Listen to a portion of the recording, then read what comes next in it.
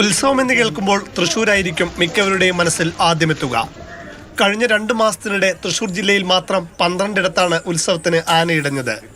ജില്ലയിൽ ഏറ്റവും അധികം പൂരങ്ങളുള്ള കുന്നംകുളം മേഖലയിലാണ് കൂടുതൽ ആനകളിടഞ്ഞതും.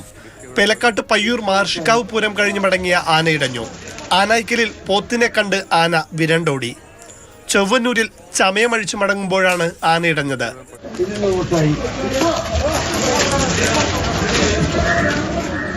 നിയന്ത്രണങ്ങൾ ലംഘിച്ച് ആളുകൾ ആനകളുടെ അടുത്തെത്തുന്നതാണ് പ്രധാന കാരണങ്ങളിലൊന്ന്. 1-2 സ്ഥലത്തൊക്കെ ആനകളുടെ ഈ ഉയരത്തർക്കം ഉണ്ടായിട്ടുണ്ട്.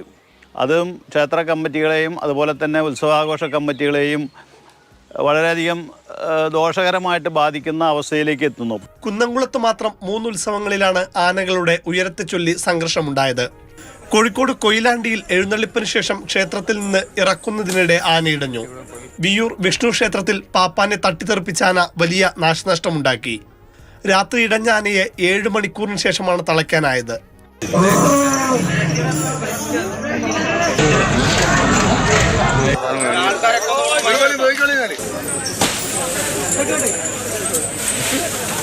നിരന്തരമായുള്ള പ്രശ്നങ്ങൾ കാരണം കർശന പരിശോധനകൾക്കിടയിൽ എലിഫന്റ് സ്ക്വാഡിന്റെ ഉൾപ്പെടെ സാന്നിധ്യത്തിലാണ് ഭൂരിഭാഗം ഉത്സവങ്ങളും ഇപ്പോൾ നടക്കുന്നത്. മാതൃഭൂമി ന്യൂസ്, തൃശൂർ, കോഴിക്കോട്.